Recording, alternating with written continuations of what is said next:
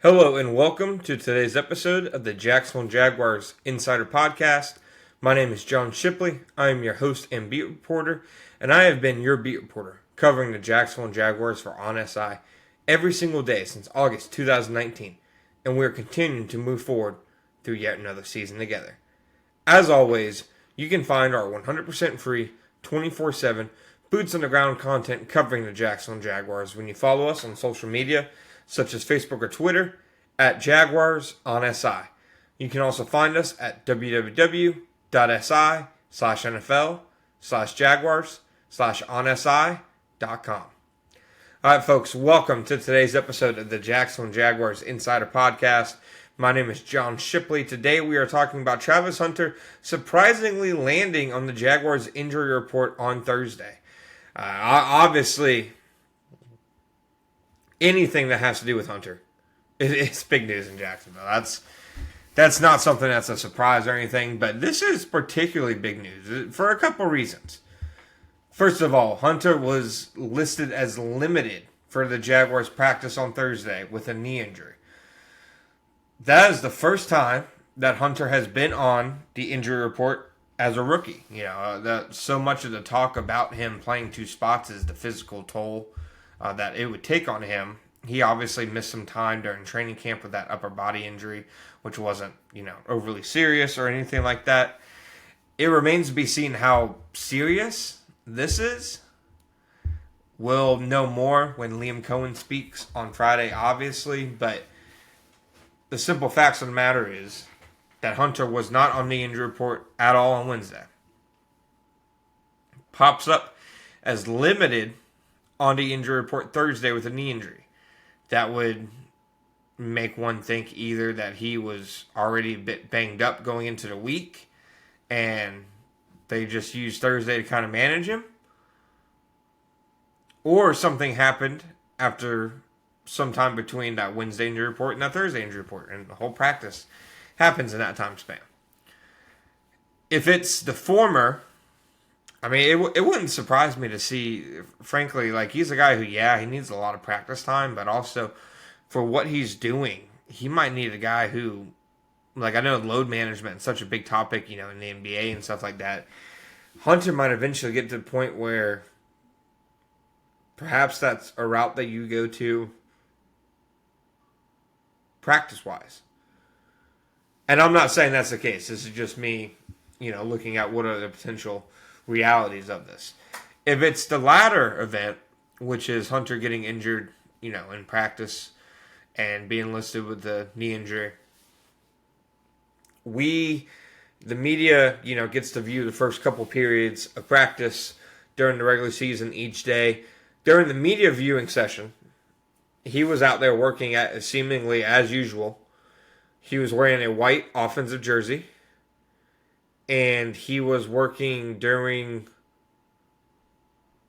individual and special teams drills with Ron Milas, Anthony Perkins, and the other defensive back assistant coaches. So it wasn't anything that happened during that early part of practice. Now, again, we will know more when Liam Cohen, reveals whatever he reveals on Friday. But a few key things are the fact that Hunter was simply looking like he was on the verge of getting a massively expanded role, potentially on both sides of the ball. CBS Sports' Pete Prisco predicted that he'll be a full-time player on both sides of the ball. I haven't personally heard that, but Prisco's always been a plugged-in guy with the Jaguars. I have heard that they're expecting big things, obviously, from Hunter over the second course of the season.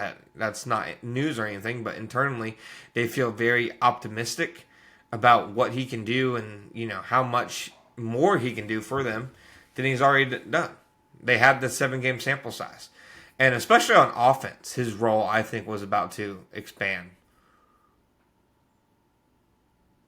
For him on offense, those first 2 months, it wasn't the lack of being featured in it or anything like that. I didn't think that was a big deal. I know a lot of people thought, you trade up to take this guy, you have to automatically make feature him as a focal point of the offense. I don't think that's necessarily fair.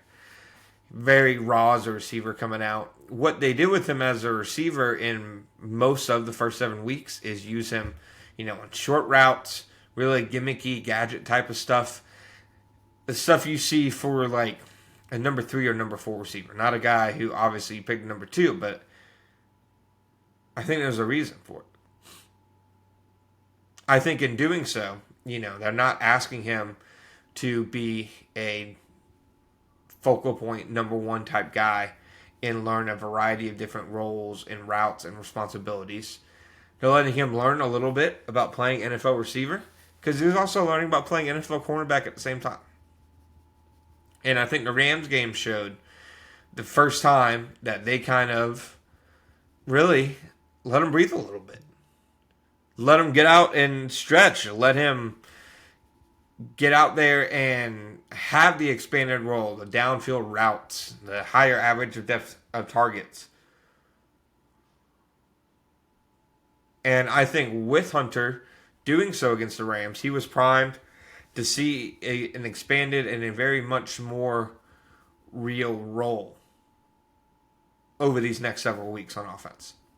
And I'm not saying that's not going to happen now, because again, it remains to be seen what the exact status of his injury is. One would think if it was serious,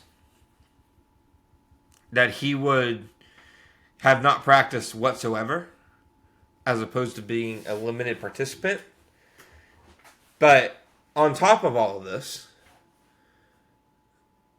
Hunter being limited or having any injury designation is going to be big news to begin with, because he's a key player. Over the last several weeks, he's been one of the best players. With him limited, though, the Jaguars had 80% of their 53-man roster receivers limited at practice on Thursday.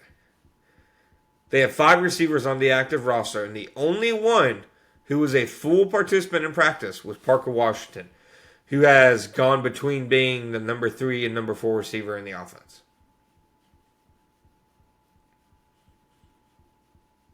It is a bit staggering, frankly, to see where the Jaguars receiver room is health-wise. Now, I think just based on seeing what at least our allowed view of a limited practice is, I think Brian Thomas Jr. will play. I think De'Ami Brown will play. Tim Patrick, we'll see.